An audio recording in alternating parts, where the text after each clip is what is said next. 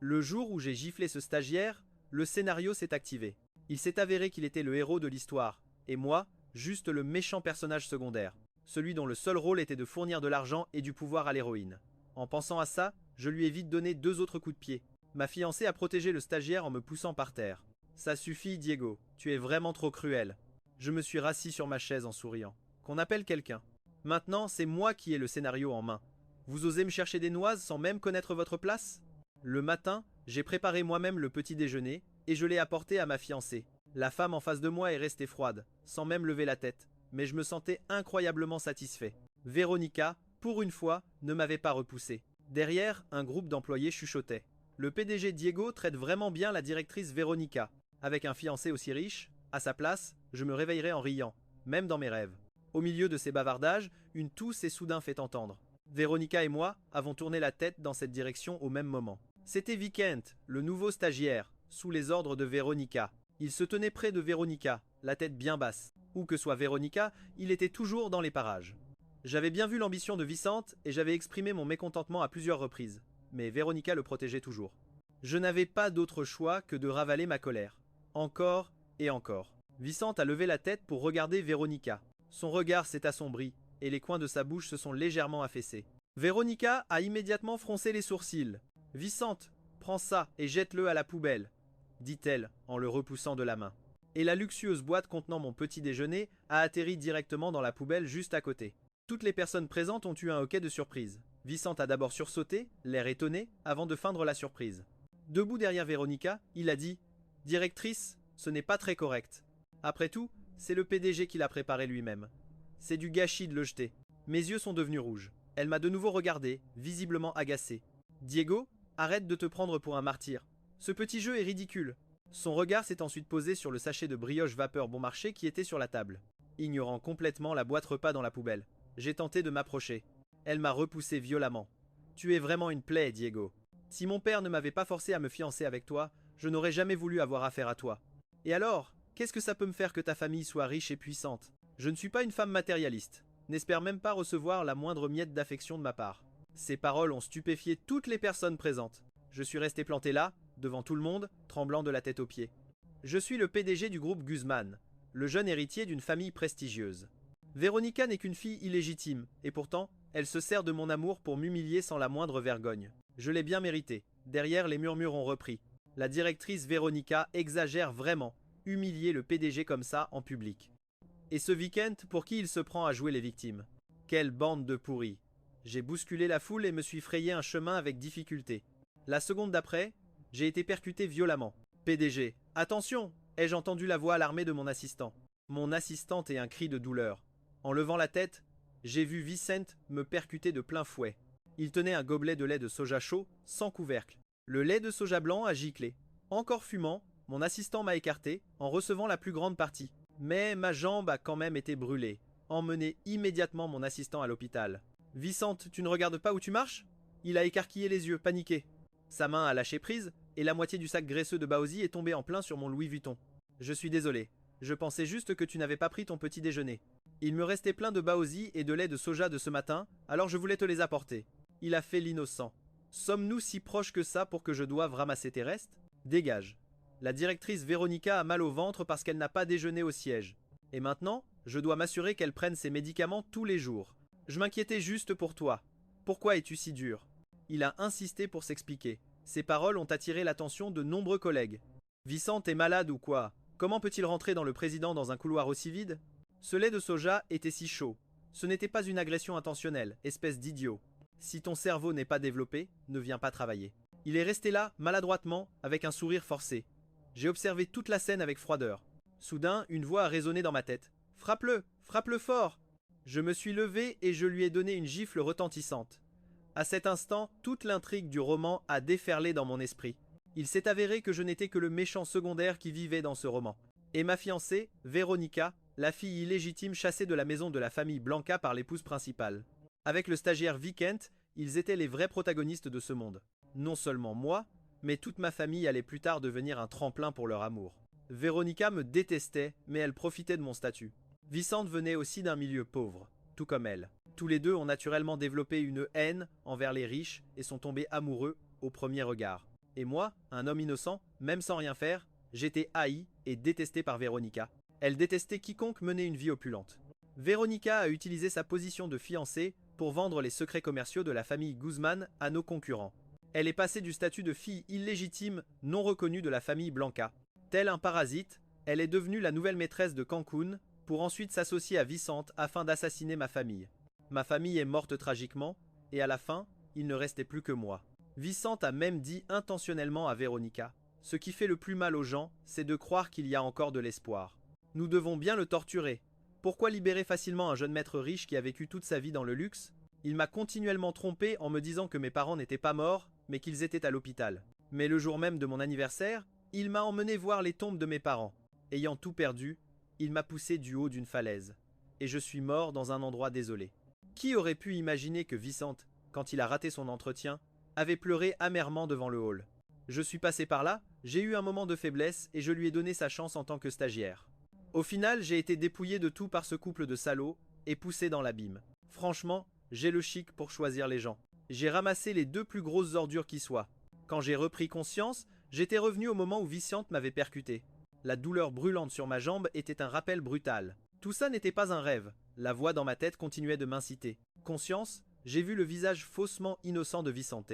Président, je suis désolé. En me rappelant ce qu'il avait fait, j'ai plissé les yeux. J'ai retroussé mes manches et je lui ai encore donné une violente gifle. Vicente a hurlé de douleur et j'ai ri avec arrogance. Moi, le chef de la prestigieuse famille Guzman de Cancun, comment pourrais-je être ruiné par toi? Il s'est mis à crier. Le président me frappe! Le président me frappe! Mais personne n'a pris la peine de lui prêter attention. D'habitude, je suis de nature douce. Mais aujourd'hui, j'étais devenu fou. Je ne pouvais pas lui pardonner. J'ai retroussé mes manches et je lui ai donné quelques gifles bien senties de plus. Au début, il esquivait. Mais soudain, il s'est immobilisé, les yeux pleins de calcul. Et bien sûr, j'ai entendu un rugissement de colère derrière moi. Diego, tu es fou? Véronica a fendu la foule. Elle s'est précipitée pour relever Vicente et m'a pointé du doigt en me réprimandant. Tu n'as pas encore causé assez de problèmes? Tu t'en prends même à un stagiaire.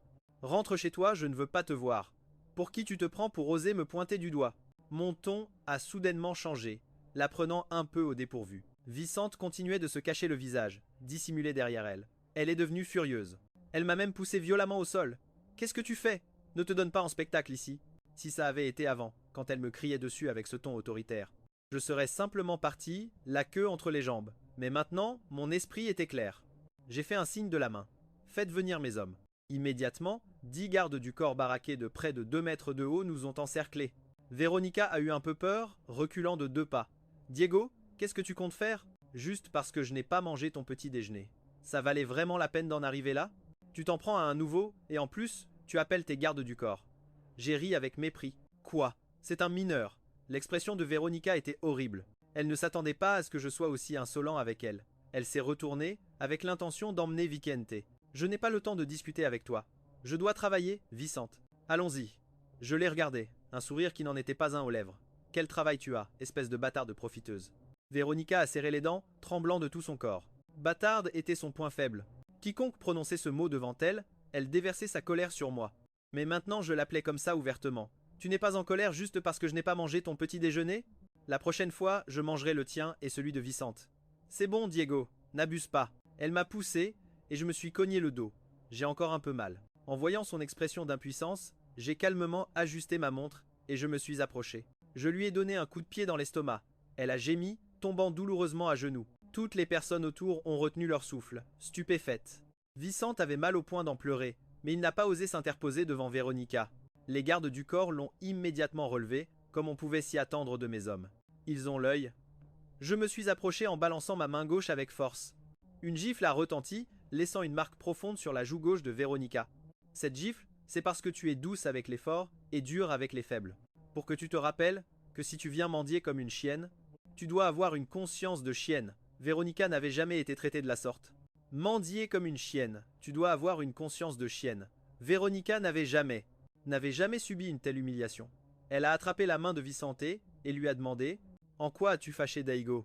Vicente baissa la tête en silence, les larmes tombant sur le sol, et dit d'une voix tendue « Directrice, j'avais juste peur que le président ait mal à l'estomac en ne prenant pas son petit déjeuner. Alors je lui ai apporté du lait de soja et je l'ai renversé accidentellement. Ce n'était pas intentionnel. » Véronica lui prit la main en fronçant les sourcils. Daigo, sans prendre au faible, c'est bien ton style. Quelqu'un part d'une bonne intention et tu y vois de la méchanceté. Qu'est-ce que tu veux de plus? C'est sûr que c'est une affaire mineure. C'est juste que ce verre de lait de soja à 50 centimes de dollars américains a ruiné mon costume. Il a ruiné mon portefeuille et a ébouillanté une autre personne. Ta famille est riche. Est-ce que ces deux choses ont de l'importance pour toi? Arrête de faire semblant. Tu n'as pas besoin de t'en prendre à Vicente pour attirer mon attention. J'ai de l'argent, mais je ne suis pas un idiot. Si tu aimes tant attirer l'attention, alors paie pour lui. J'ai tendu la main. Véronica n'en avait rien à faire. Je te paierai ce qu'il faudra. Pourquoi dois-tu rendre les choses si difficiles pour Vicente? C'est répugnant d'utiliser cette méthode pour attirer mon attention. Elle se retourna avec l'intention d'emmener Vicente, mais mes gardes du corps les ont arrêtés. Véronica, vous avez été licenciée par notre président. Votre salaire de 50 dollars américains a été déduit 10 fois. Le préjudice total subi par le président s'élève à 1 million de dollars américains. Comment comptez-vous payer? Véronica était abasourdie. Comment ça peut faire 1 million de dollars? Elle n'avait travaillé dans mon entreprise que depuis moins de 6 mois, utilisant mes affaires et habituellement ma carte de crédit secondaire. Elle ne savait même pas combien de zéros il y avait sur sa fiche de paye. Ce n'est que le jour où elle a été licenciée qu'elle a appris que son salaire n'était que de 150 dollars. Payez l'argent, mademoiselle Véronica. Si vous n'avez pas d'argent, n'essayez pas de jouer les héroïnes qui sauvent les opprimés. Me suis-je moqué d'elle? Véronica dit, le visage figé, je n'ai pas d'argent maintenant, je te paierai plus tard. Les gens autour d'eux n'ont pas pu s'empêcher d'éclater de rire. Pourquoi la directrice Véronica est-elle si pauvre? Elle gagne 50 dollars américains par mois. Ça ne représente même pas ma petite monnaie.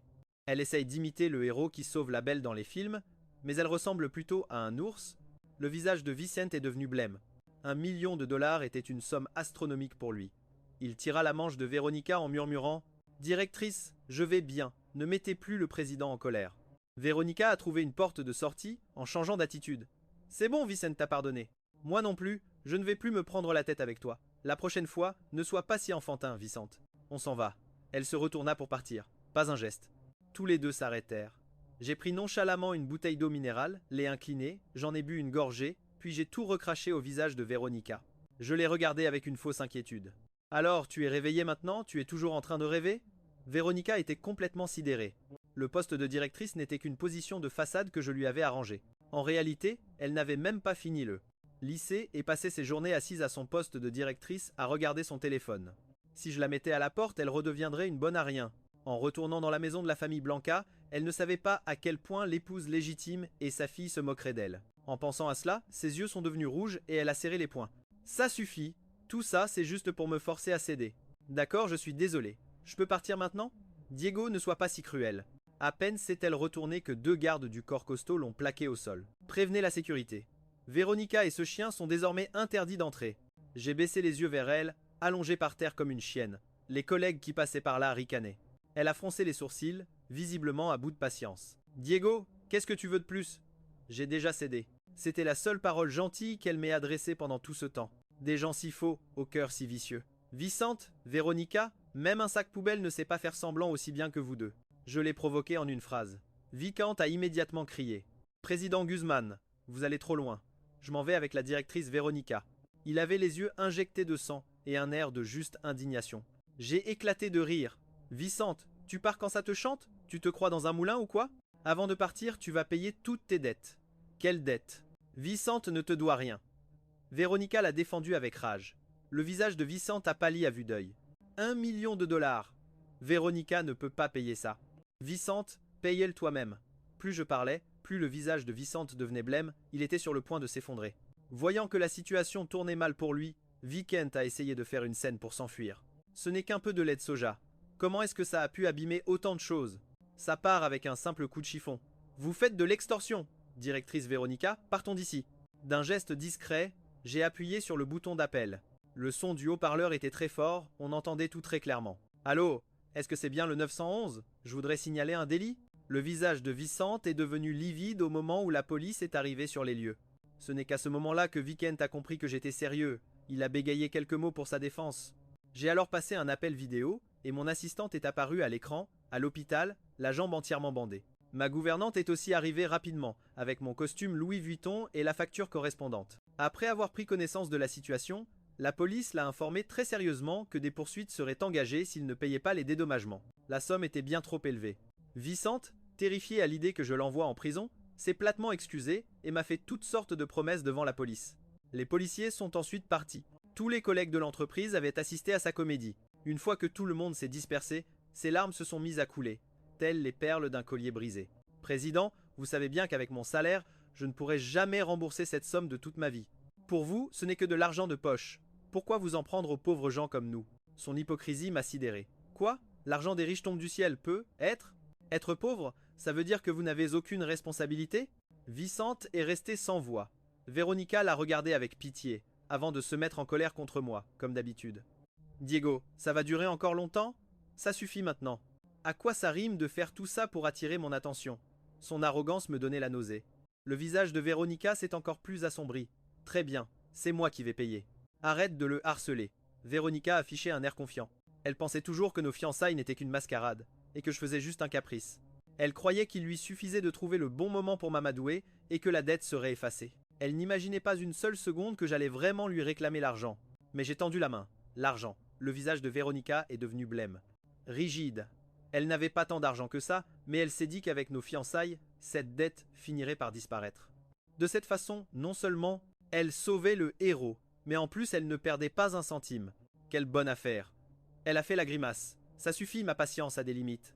Mais elle ne s'attendait pas à ce que je sorte un papier et un stylo, une reconnaissance de dette déjà rédigée. Elle est restée figée en fronçant les sourcils. C'est bien nécessaire, Daigo?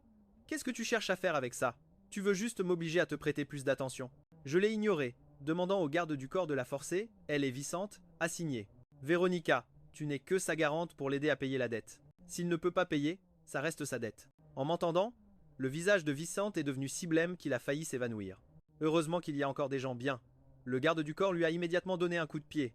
Son cri de douleur l'a instantanément ramené à la réalité. La reconnaissance de dette est signée. Daigo, tu t'es calmé, maintenant? Véronica avait l'air agacée et voulait retourner au bureau, mais je l'ai arrêtée en leur disant à tous les deux de dégager, de foutre le camp très loin. Vicente et Véronica ont été jetés, dehors par les gardes du corps comme des ordures.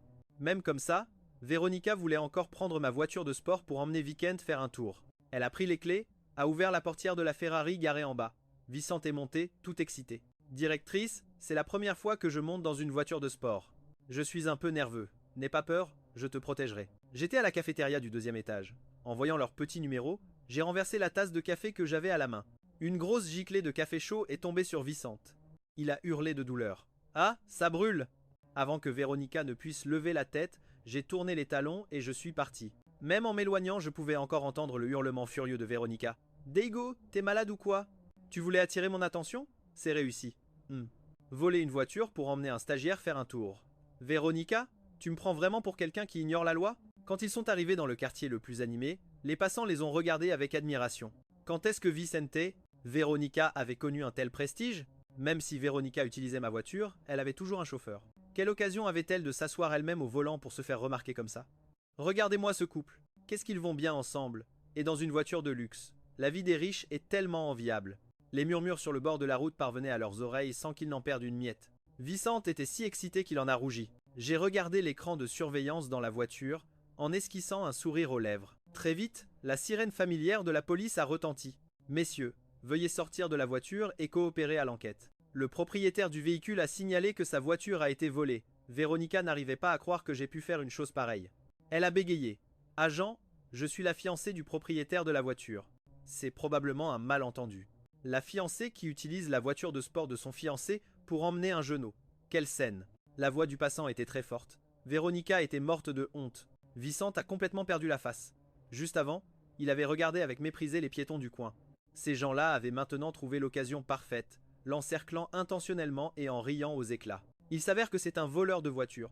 Et tellement arrogant. C'est ridicule. Ils ont été arrêtés tous les deux avant même de pouvoir quitter la ville. Véronica a dû dépenser toute sa fortune pour les faire sortir tous les deux. Vincent, de mauvaise humeur et plein de ressentiment, a débarqué à l'hôpital. Sa mère était dans la chambre VIP du 5e étage, soignée grâce au soutien financier de ma famille. À peine arrivé, Vincent a levé la tête et a ordonné aux infirmières: apportez tous les traitements les plus chers de ce mois-ci pour ma mère. Si vous traînez ne serait-ce qu'un peu, faites attention, je dirai à Daigo de tous vous virer. L'infirmière a hoché la tête timidement, craignant de perdre son travail. La mère de Vincent, elle aussi, était satisfaite dans son lit, le complimentant. Ça, c'est mon fils. Et puis Daigo, c'est juste un imbécile. Dépêche-toi de mettre la main sur Véronica. J'en ai marre de faire semblant d'être reconnaissante envers la famille Guzman tous les jours. Ils sont toujours habillés avec des vêtements de luxe, avec leurs airs arrogants. Ça me dégoûte. Vincent a fait la grimace. Pour qui se prend ce Daigo? Tôt ou tard, je les forcerai à s'agenouiller et à nous supplier. Attends un peu de voir, maman. Mon fils est si compétent. Tout le personnel médical du 5e étage avait peur de lui. Après tout, cette chambre portait le nom des Guzman. La famille Guzman existait depuis 6 générations, une famille que personne n'osait défier. Vincent avait été renvoyé et ne pouvait plus aller à l'entreprise. Il pensait que j'étais seulement en colère contre Véronica et qu'en aucun cas je ne retirerais le soutien financier pour les soins de sa mère. Alors, il a passé ses journées à semer le chaos dans la chambre, exigeant des déjeuners gastronomiques, les draps les plus doux et tous les traitements possibles. Il fallait que ce soit les plus chers. Jusqu'à ce que je reçoive un appel des assistantes d'autres dames du 5e étage. Diego, nous ne voulons pas être indiscrètes. Nous voulons juste demander qui est cette femme qui loge dans la suite de votre famille. Récemment, les bijoux de plusieurs dames de cet étage ont disparu. Normalement, il n'y a pas d'étrangers dans ce bâtiment. Nous n'avons pas d'autres intentions. J'ai vérifié les caméras de surveillance en riant au téléphone. J'arrive tout de suite. Mesdames, ne vous inquiétez pas, je m'en occupe. J'ai raconté ça à mes parents et à ma sœur. Ils ont immédiatement exigé de m'accompagner. Quelle honte! Qu'est-ce que Vincent a bien pu faire du prestige de notre famille? Je ne pensais pas que cette famille était aussi sale. Mon fils, appelle la police. La famille Guzman ne peut pas porter le chapeau pour ça. Bien sûr! J'ai passé un appel. Ma sœur a de nouveau paniqué. Elle refusait de croire que Vincent et sa mère puissent faire une chose pareille. Elle a protesté. La mère de Vincent est si malade. Nous payons pour son traitement. Elle devrait être reconnaissante. Comment pourrait-elle voler quelque chose? Alors, on va bien voir. J'ai passé un appel, coupant immédiatement tout le soutien financier pour la mère de Vincent. J'ai de nouveau regardé l'écran de surveillance. Les infirmières de l'hôpital sont rapidement venues les expulser. Vincent continuait de crier sur le personnel soignant. L'infirmière a directement retiré la perfusion de sa mère et a ramassé tous les médicaments. Monsieur Vincent, vous n'avez plus le droit d'être ici. Nous vous demandons de partir immédiatement. Rassemblez toutes vos affaires. Monsieur Vincent, vous n'avez plus le droit d'être ici. Nous vous demandons de partir immédiatement. Prenez toutes vos affaires. Ces affaires, et arrêtez tous les traitements restants. À partir de maintenant, la famille Guzman ne financera plus le traitement médical de sa mère. Vous n'êtes plus autorisé à entrer à ce 5e étage. Les yeux du personnel soignant se sont visiblement illuminés. La mère de Vicente était abasourdie, oubliant complètement qu'elle était une patiente. Elle a crié et a attrapé la main de l'aide-soignante. Qu'est-ce que vous voulez dire? Mes médicaments viennent juste d'arriver de l'étranger. Qui êtes-vous pour les confisquer? Je vais appeler Daigo pour qu'il te fasse virer, sale garce. Vicente a aussi giflé l'infirmière. Salope, qui t'a donné la permission de les prendre? Pour qui vous prenez-vous? Quelle agressivité. Je suis entré avec mes parents. Vicente ne s'attendait absolument pas à mon arrivée. Son visage a immédiatement pâli. L'infirmière à côté de lui se couvrait le visage, la tête baissée. Vicente a immédiatement changé de ton. Président Daigo, c'est grâce à vous que ma mère a pu recevoir un traitement.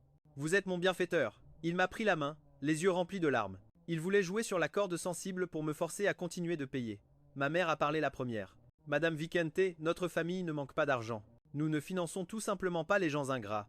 Votre fils séduit ouvertement la future fiancée de mon fils, et vous vous attendez à ce que nous continuions à payer pour votre traitement. Au final, qui est le malade ici? Vous ou nous, la famille Guzman? Mon père a été encore plus direct, ordonnant à ses gardes du corps de sortir toutes ses affaires sur le champ. La mère de Vicente était terrifiée. Vicente n'a rien pu faire. Daigo, votre famille est si riche. Qu'est-ce que représente cette somme d'argent pour vous? La vie des pauvres comme nous ne compte-t-elle pas? Ne vous jouez-vous pas de nous en faisant ça? C'est juste pour un traitement médical. Vous me méprisez tellement. Je vais emprunter cet argent à la directrice Véronica pour vous rembourser. D'accord. Moi, Vicente, je ne dois rien à personne. Après avoir dit ça, il a sorti son téléphone pour me menacer. Après tout, je m'étais toujours inquiété pour Véronica. Même pendant nos disputes, je craignais toujours qu'elle soit un tant soit peu mécontente. Mais cette fois, j'ai hoché la tête. Très bien. Le coût total du traitement est de 350 000 $ américains. La famille Guzman n'a jamais dit que cet argent était un don. Nous l'avons seulement avancé, Vicente. Si tu ne peux pas payer, tu iras en prison. Fais de ton mieux. Vicente est immédiatement tombée au sol, paralysée, en me fixant. Les yeux pleins d'entêtement et d'incrédulité, j'ai pris l'initiative de passer un appel et je le lui ai tendu. La voix de Véronica s'est fait entendre. Quoi? Daigo, tu as bien réfléchi? Tu viens t'excuser? Vicente est en train de t'emprunter de l'argent. J'ai approché le téléphone de l'oreille de Vicente. Son visage a pâli instantanément. Véronica a retenu son souffle. Vicente, qu'est-ce qui se passe? Vicente a bégayé. Ma mère et moi avons été expulsés par le président Guzman. La maladie de ma mère n'est pas encore guérie, et le président Guzman me force même à rembourser les frais médicaux à sa famille. Ma mère, en entendant ces paroles trompeuses, a froncé les sourcils et a ricané froidement. Même le visage de ma sœur Jangle s'est durci. Comment son idole pouvait-elle dire de telles choses? Véronica, avec sa compassion habituelle, a immédiatement dit « Donne-moi le téléphone. Je vais lui parler. » J'ai pris le téléphone, et j'ai mis le haut-parleur. La voix arrogante de Véronica a retenti. « Diego, ça suffit. Qu'est-ce que Vicente a fait de mal pour que tu lui crées des problèmes sans raison? Tu es vraiment pénible. Arrange la situation pour Vicente, et vite. On en parlera lundi au bureau. Véronica, l'endroit où tu travailles ne me concerne absolument pas. » Quoi? Tu veux payer sa dette pour lui? Véronica est restée silencieuse un long moment avant de répondre. Je n'ai pas d'argent. Si tu n'as pas d'argent, pourquoi faire semblant? J'ai raccroché. Le visage de Vicente est devenu blême. Il a serré les dents, une expression d'humiliation sur le visage, et s'est agenouillé désespérément devant ma mère. Tante Guzman, ma mère est très malade. Je ne peux vraiment pas payer. S'il vous plaît, ayez pitié. Laissez ma mère finir son traitement avant qu'elle ne parte. Je sais que cette somme d'argent n'est rien pour votre famille. Ma sœur Zhang Li, en voyant son état, a de nouveau fléchi et a supplié pour lui. Maman, la famille de Vikent est vraiment à plaindre. Mon frère l'a renvoyé. Ils ont déjà du mal à joindre les deux bouts, alors ne parlons même pas des frais médicaux. Maman, ne sois pas si cruelle. Clac! Contre toute attente, mon père a giflé ma sœur. Mon père ne nous avait jamais frappés. C'était la première fois qu'il levait la main sur sa fille. Zhang Li était elle aussi complètement abasourdie. Vicente est devenue encore plus pâle. Zhang Li, as-tu pensé à ce que ton frère ressent en entendant de tels mots? Tu es sa sœur, et tu prends la défense d'un étranger. Tu me déçois énormément. Xiao Wang. Annule toutes les cartes de crédit de Zhang Li. À partir de maintenant, elle utilisera ma carte pour toutes ses dépenses. Mon père a confisqué les cartes de crédit de Zhang Li. Ma sœur n'avait plus un sou. J'ai enfin ressenti un soulagement. Vicente, tu espères encore que ma sœur va te suivre comme une groupie pour t'aider à payer tes dettes? Continue de rêver. Vicente a vu les affaires de sa mère, ainsi que son dossier médical, être jeté dans le couloir. Et lui aussi s'est effondré. Il a pleuré, recroquevillé dans son coin. Malgré tout, la mère de Vicente s'est obstinée à bloquer le passage de mes parents. Vous, la famille Guzman, vous êtes riches et puissants. Vous pouvez vous jouer des pauvres comme nous de cette façon. Ce que vous perdez, c'est juste le prix d'un repas. Mon fils, lui, risque de perdre sa mère. Les passants se sont retournés pour regarder. Ma mère était furieuse, les sourcils froncés. Sa bonne éducation l'empêchait de savoir comment réagir face à ce genre de personnes effrontées. Je me suis souvenu de ma vie antérieure. Vicente avait piétiné ma famille pour devenir un magnat de la finance. La mère de Vikent avait elle aussi relevé la tête et utilisé quelques centaines de dollars pour humilier mes parents. Comment pourrais-je lui pardonner si facilement? J'ai plissé les yeux et j'ai dit d'un ton glacial. Maman, en réalité, ils ne peuvent pas encore partir. J'ai entendu le personnel soignant du 5e étage dire que récemment, les dames en convalescence ici se sont fait voler beaucoup de choses. Le visage de la mère de Vicente a pâli. Vicente aussi était terrifiée. Maman, allons-y, on trouvera une solution. Stop. Le personnel soignant, qui avait été intimidé par lui et sa mère, l'a immédiatement encerclé. Tous les regardaient avec des yeux furieux, certains se moquant même ouvertement. Alors comme ça, ce sont des voleurs, et en plus si arrogants. Et dire que je pensais que c'était la femme d'un PDG. Vicente a été le premier à craquer. Diego, qu'est-ce que tu insinues? De quel droit vous nous arrêtez? Ma mère et moi, on n'est pas des criminels. Je l'ai complètement ignoré et j'ai ordonné aux gardes du corps de fouiller leur sac. La mère de Vincent a eu beau se débattre, c'était inutile. Les gardes du corps lui ont arraché les 2 énormes valises qu'elle transportait et les ont ouvertes de force. Clac! Tous les gens autour ont retenu leur souffle. Stupéfaits. À l'intérieur des sacs de la mère de Vincent, il y avait des objets de grande valeur. Du jade, des boucles d'oreilles, des colliers et des bagues en diamant. L'aide-soignante qu'elle venait juste d'insulter s'est écriée, horrifiée. Ce sont les boucles d'oreilles en jade de Madame Wang, la voisine. Celle qui avait disparu il y a si longtemps. N'est-ce pas la bague en diamant que mademoiselle cherchait partout sans pouvoir la trouver? Très bien, alors c'est vous la voleuse. Très vite, les aides-soignantes des autres familles, ayant appris la nouvelle, sont accourues. Cet étage était à l'origine réservé aux personnes riches. Les familles perdaient des objets et toutes les aides-soignantes étaient interrogées, subissant des injustices et une mauvaise réputation. Tout le monde leur en voulait depuis longtemps. Ils se connaissaient tous, et personne ne s'attendait à ce que la voleuse soit une patiente. J'ai regardé froidement Vincent. Tu es fini. Ces objets que ta mère a volés valent des dizaines de millions de dollars. Combien d'années de prison va-t-elle prendre? Laisse-moi réfléchir. J'ai observé son visage devenir de plus en plus pâle, et je lui ai dit gentiment. Ta mère restera probablement en prison jusqu'à sa mort, avant de pouvoir en sortir. Il a frissonné, son corps est devenu tout mou. Très vite, Les familles des autres chambres, ayant appris la vérité, ont appelé la police ensemble. La mère de Vincent a été arrêtée. Seuls Vincent et 2 sacs en lambeaux sont restés, assis dans un coin. Quant à moi, je suis allé ailleurs avec mes parents. Véronica, cette chose répugnante devrait aussi être rendue à son propriétaire. En chemin, j'ai vu la caméra de surveillance de l'hôpital. Vincent était accroupi dans un coin. Les passants le regardaient avec curiosité. Après qu'on lui ait posé des questions, il s'est mis à pleurer et à se lamenter. Ma mère est en chimiothérapie et nous avons été chassés par la famille Guzman. La famille Guzman est si riche. Cette somme d'argent, c'est à peine ce qu'ils dépensent pour un repas. Ma mère n'a pas pris ses bijoux exprès. Elle les trouvait juste jolis. Comment les riches peuvent-ils être aussi froids? Certains ont été choqués par sa vision des choses. Ta mère a volé. Et c'est toi qui te sens lésé? C'est le monde à l'envers. Vincent, indigné, ne put rien dire. Contre toute attente, son air peiné et affligé a attiré une idiote. C'était une jeune et riche demoiselle. Elle a vu l'air pitoyable de Vincent. Elle a été émue et a voulu aider sa mère à payer son traitement. Je paierai tout ce qu'il faudra. Les yeux de Vincent se sont illuminés. Il venait à peine d'attraper la manche de la jeune femme que Véronica est apparue. Vincent, tu m'as appelé en pleurant. Je n'ai pas bien entendu. Qu'est-ce qui t'arrive? En voyant Véronica, la jeune demoiselle a fait une grimace et a regardé Vincent d'un air entendu. Elle a vite retiré sa main de celle de Vincent. Elle a même épousseté ses vêtements avec dédain. N'est-ce pas la fille illégitime de la famille Blanca, la fiancée du jeune maître Guzman? Et tu oses essayer de me séduire, moi? On dirait que tu mérites bien ce qui t'arrive. La jeune femme est partie sans un regard en arrière. L'espoir que Vincent venait d'entrevoir s'est évanoui. À ce moment-là, il ne restait plus que... Il pouvait faire confiance à Véronica. Une fois que Viciente a eu fini de tout lui raconter, Véronica a dit froidement: Je vais appeler Daigo. Je vais lui dire de trouver un moyen de faire sortir ta mère. Après tout, c'est de sa faute depuis le début. Mais en appelant, elle a reçu une notification disant que l'appel ne pouvait pas aboutir. Elle a regardé le téléphone, incrédule. Daigo, il m'a bloqué? J'ai ricané froidement à l'autre bout du fil. Quoi? Il t'a bloqué? Les surprises que ton frère te réserve ne font que commencer. Je lui ai envoyé un message. Règlement de la famille Blanca.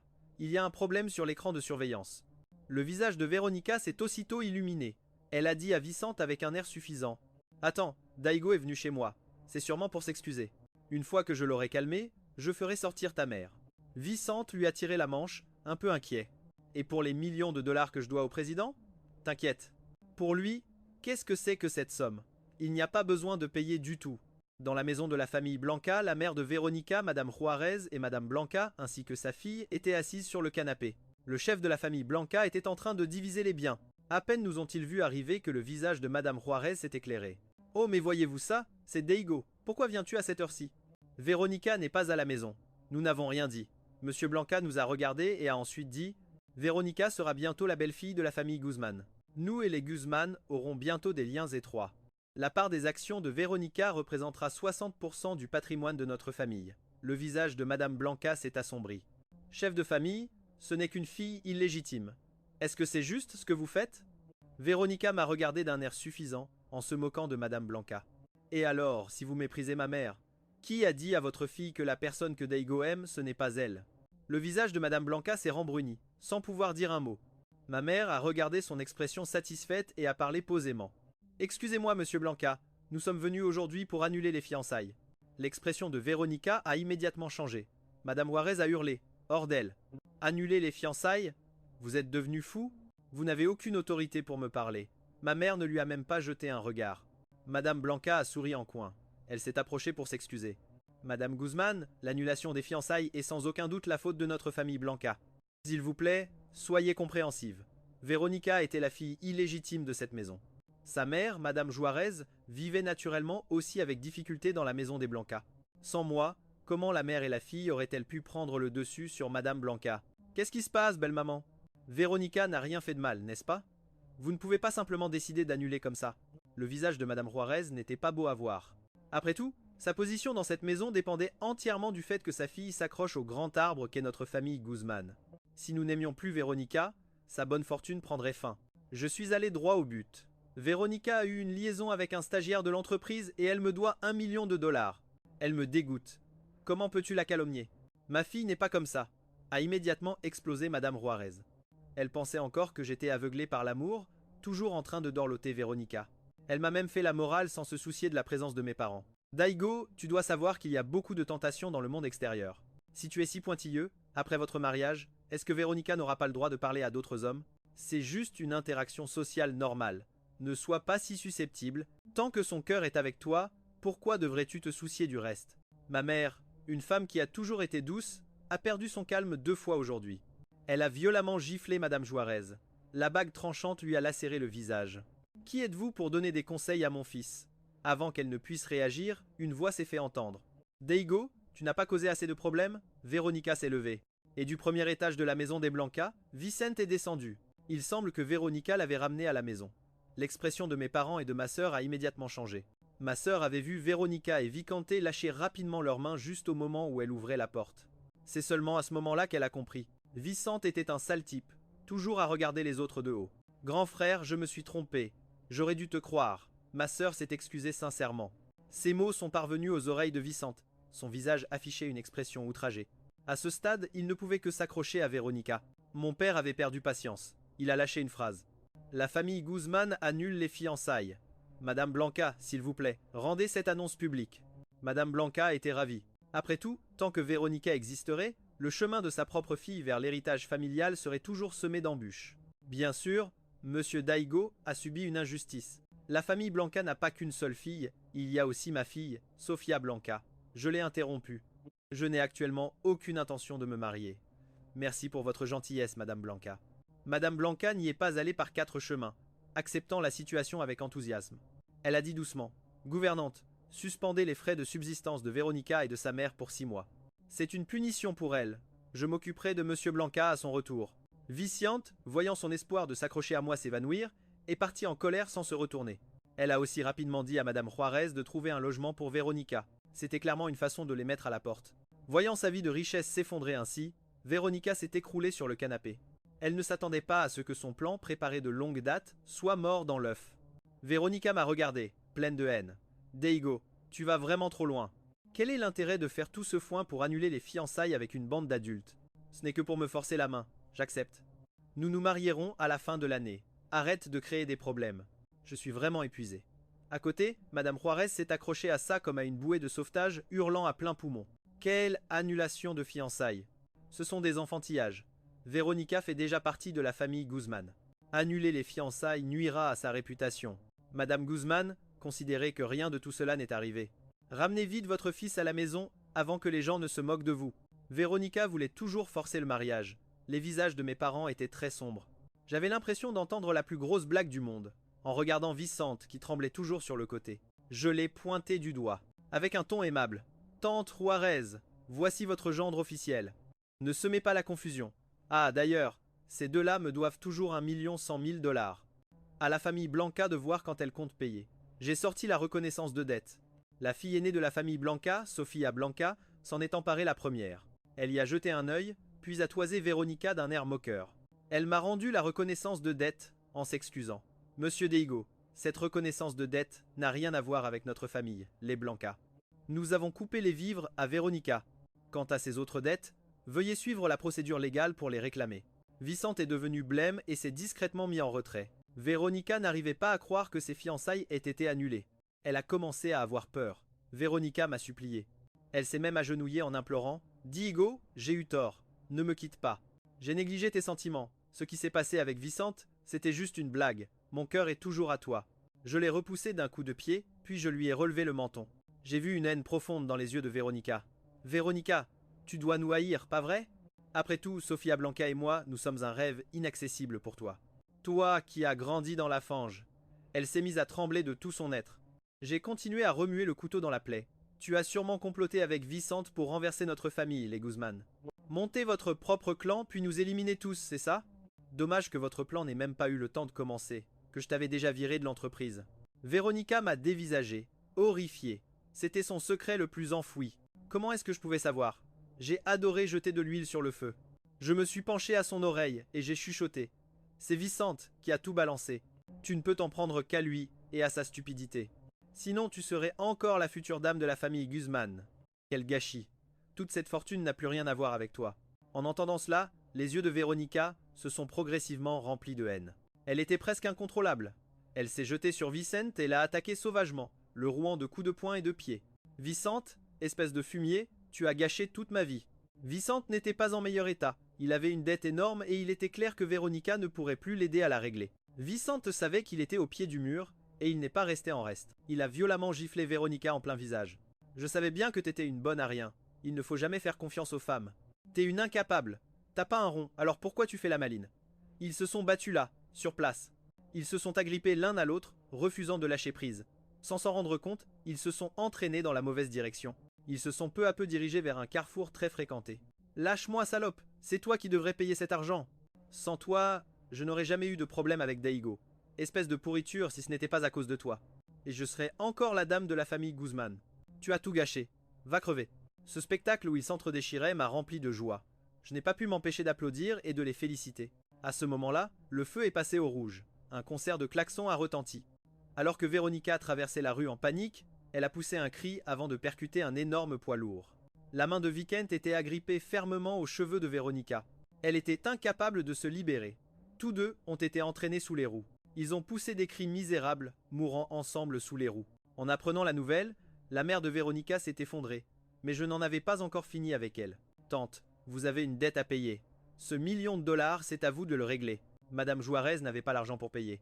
Mon sourire permanent a fini par la rendre folle. Apparemment, la famille Blanca n'a pas osé faire d'histoire et l'a directement mise à la porte. Elle passait son temps à hurler des propos incohérents dans la rue, en pleine nuit. Je suis Madame Blanca, je suis riche. Tous les 2 mois, la police de la ville l'emmenait à l'hôpital psychiatrique. Quant à la mère de l'autre, Vicente, il était mort. Dans cette vie, c'était à mon tour d'annoncer la terrible nouvelle à sa mère, la nouvelle de la mort de son fils. Je me suis souvenu de l'arrogance de Vicente dans le roman, et je suis resté de marbre. Je savais que si je n'étais pas là, dans le parloir de cette prison, c'est moi qui serais mort, en bas de la falaise. Je n'aurais aucune pitié pour les cœurs malveillants. Tante, votre fils s'est fait écraser par un camion alors qu'il fuyait ses dettes. Il a eu une mort tragique, et il n'y a eu personne pour s'occuper de son enterrement. La mère de Vicente est devenue complètement folle. Malheureusement pour elle, elle était toujours enfermée en prison. Peu importe à quel point elle s'effondrait, les gardiens la maîtrisaient à coups de matraque. Elle n'avait même pas l'occasion de déverser sa rage. Les multimillionnaires qu'elle avait dépouillés de leurs biens se souviendraient d'elle pour toujours.